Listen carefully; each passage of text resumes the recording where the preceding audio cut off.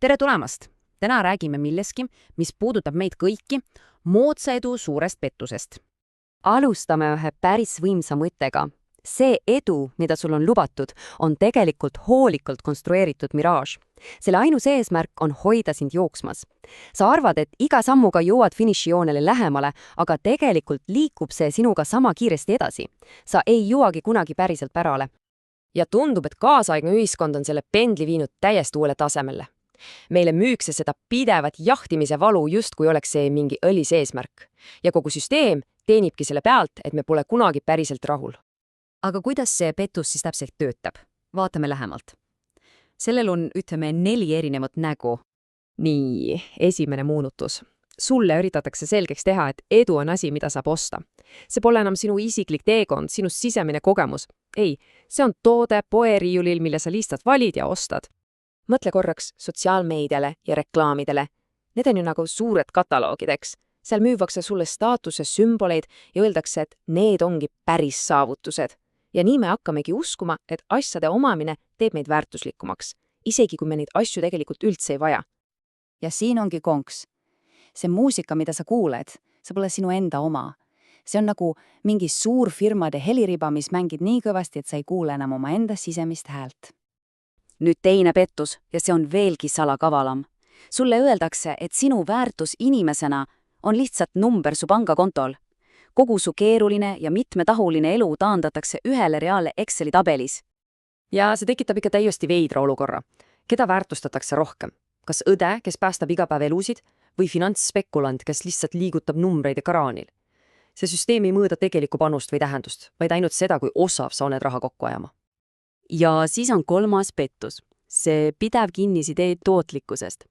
Meile on justkui pähe taotud, et me oleme väärtuslikud ainult siis, kui me midagi toodame. Iga minut peab olema optimeeritud, õigustatud ja mõõdetav. See ajab meid sellisesse lõputuse tööoravarattasse.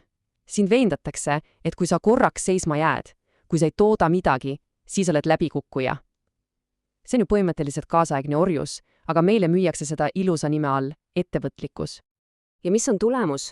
Terve põlvkond on täiesti läbi põlenud ärevuses ja tunneb sisemist tühjust, kuigi paberil on nad ju ülitootlikud. Aga eesmärgite rügamine pole ju saavutus. See on lihtsalt liikumine liikumise pärast. Ja jõuamegi 4. viimase pettuseni. See, mida sa tegelikult teed, on muutunud vähem tähtsaks kui see, kuidas see välja paistab. Su elust on saanud lihtsalt üks suur etendus. Ja see muudabki su esinejaks. Sa kureerid pidevalt oma elu laikide ja heakskiidu nimel ning oled lõpuks lõksus selles kuvandis, mille sa ise oled loonud.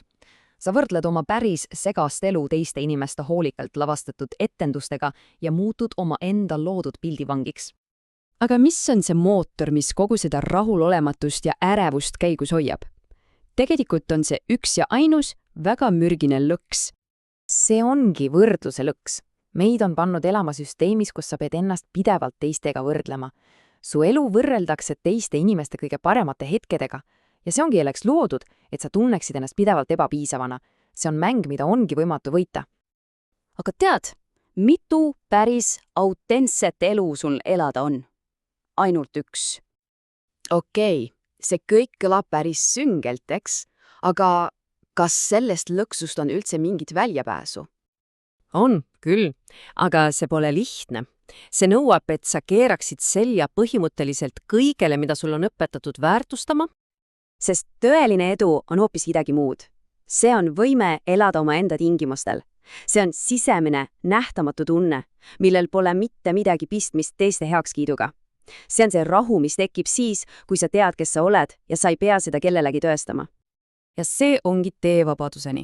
Mõtle välja, mis on sinu jaoks elus oluline. Loo oma enda mõõdikud. Õppi olema ükskõikne selle suhtes, mida teised arvavad. Hakka elama oma väärtuste järgi ja mis on võib-olla kõige raskem, leia endas julgus valmistada teistele pettumust. See on teekond, kus sa defineerid edu iseenda jaoks, mitte nii, nagu ühiskond seda ette kirjutab.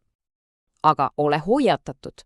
Sellel vabadusel on oma hind, sotsiaalne hind. Kui sa valid selle tee, siis need, kes on ikka veel süsteemi vangis, hakkavad sind kritiseerima. Nad nimetavad sind laisaks, naiivseks, läbikukkunuks. Miks? Sest sinu vabadus seab kahtluse alla nende endi valikud. ja siin ongi Nietzsche tsitaat eriti asjakohane. Sinul on oma tee, minul on oma tee. Aga seda ühte ja ainust õiget teed, seda lihtsalt ei ole olemas. Tõeline edu ongi julgus käia oma rada, isegi kui kõik teised karjuvad, et see on vale tee. Ja see viibki meid viimase küsimuseni, millele igaüks ise vastama peab.